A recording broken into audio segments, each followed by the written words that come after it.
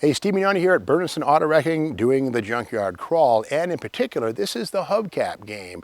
Now, it used to be, or it is now actually, that almost every car has aluminum wheels that are functional, they're light, they're attractive, and there are hundreds of different styles, maybe even thousands, but it wasn't that long ago that steel wheels were the rule, and to cover up those unsightly steel wheels, well, Detroit automakers styled thousands of different wheel covers. So let's get into this Chevy panel van and dig around in the past and see how each car maker created its own wheel cover design.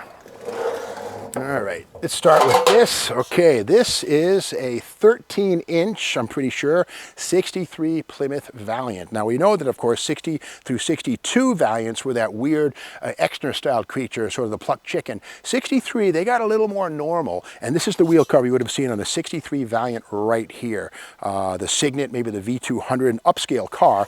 It's a 13-incher, and oh, look at this, a little sticker, a little ink stamp on that right there. Not sure what it says, but this is a new old stock wheel cover. How cool is that? I mean, it might have been used, yeah, a little bit of grease right there. When you see grease, it often means it was on the front of the car, where the grease cap and the wheel bearing grease sometimes pollute these things. So this might have seen minimal use on the front of a 62 or 63 Plymouth Valiant.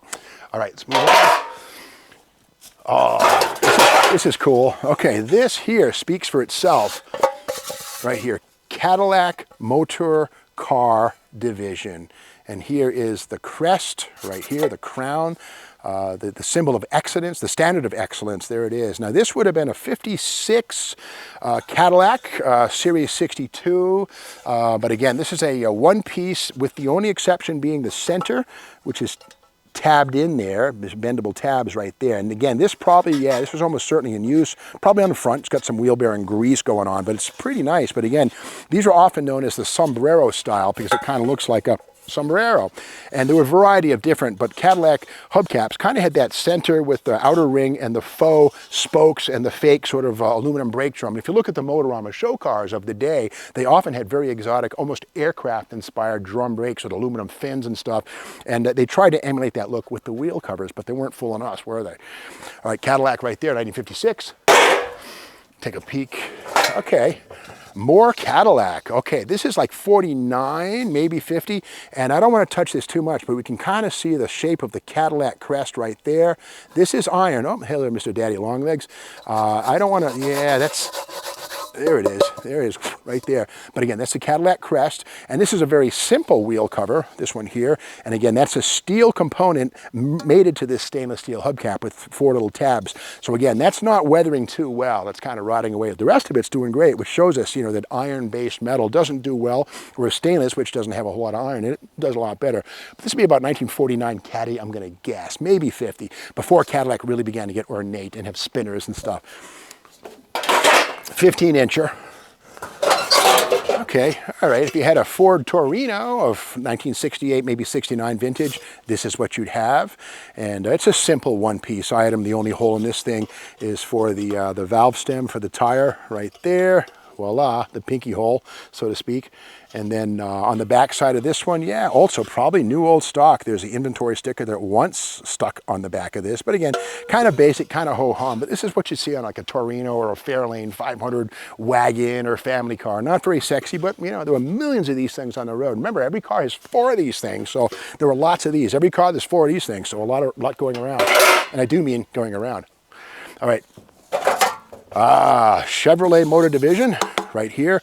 These were seen on Chevelles and Malibus, and basically I imagine this on a 72 Malibu wagon, carload of kids going to Yosemite National Park or whatever it might be. One-piece stamping, very simple stuff, although the Chevrolet outer ring, that is glued on, and it still adhered pretty good. It's not tabs, no screws, but again, that is the only part that's separate on this otherwise one-piece stamping 14-incher. And 1972 was the first year you could actually get 15-inch rims on a Chevelle. They were the styled steel wheels, kind of good looking. That ain't one of them.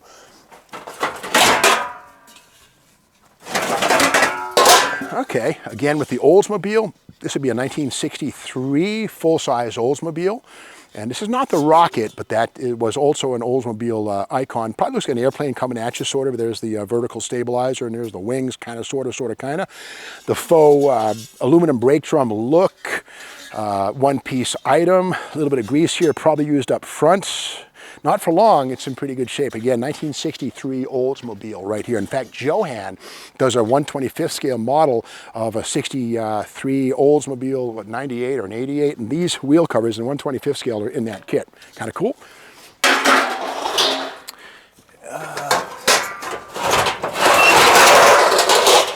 All right, this is pretty weird. This, I think, is either DeSoto or Studebaker. This wheel cover, I would say, is 57, 58. It's a one-piece stamping. It's stainless steel. And this logo, it might be Studebaker. Packard? I'm kind of stumped. Maybe, I think it's just DeSoto. It's got the black in the center. You can actually buy from DeSoto color-keyed hubcaps, I think in certain reds and greens and golds and black. This would have gone on a three-tone car, probably DeSoto 1956, my guess. I might be wrong. If you know better, send me a message on the Steve Maggs YouTube channel comments box. Let's keep digging here. Oh, okay. The new Chevrolet 1979-80 Chevy Malibu. This is the kind of wheel cover that kind of looked like a BBS aluminum wheel, sort of, with the honeycomb-ish kind of thing, but you're not fooling me. Of course, the bow tie is plastic, and it's tabbed in, or not even, it's glued in with RTV. Look at this. This is flexible adhesive right here. That's RTV, and believe it or not, they put airplanes together with this stuff. So Chevrolet was going really quick and really cheap with this puppy, and this has certainly seen some use. That's brake dust going on there. It's probably been on the back, but again, this is a rear-wheel drive car, the Chevy Malibu four-door, cheesy wheel cover, 1979-80 right there. But it's in great shape if you need it. Okay. The Buick Tri-Shield right here. This is probably 1964 or 5 Buick Wildcat, I'm going to say. It's an interesting wheel cover. It's a stamped stainless item with 1, 2, 3, 4, 5, 6 faux spokes that kind of give the look of an aircraft brake drum. Kind of cool.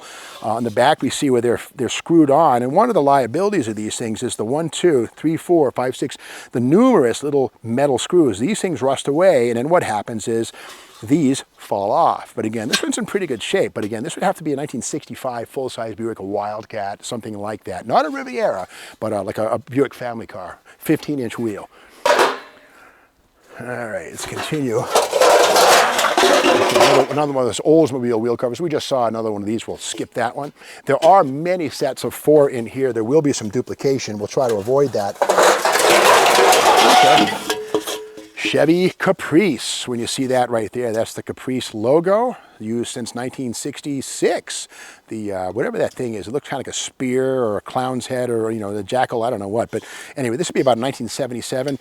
Caprice, when Chevrolet downsized their full-size cars, this would have been seen on those. It's a one-piece stamping. It's aluminum. It's light. And again, it's interesting how it doesn't have a lip on it. It actually sort of has an anti-lip.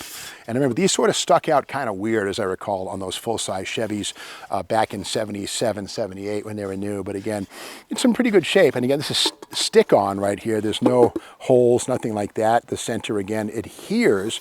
And again, GM was getting involved in ways to reduce production time, and glue was a great answer then, as it is now. Well, that's the end of episode 7, or installment 7, of the Hubcap game. And we'll be back with more, but there's lots more, not just hubcaps, here on the Junkyard Crawl.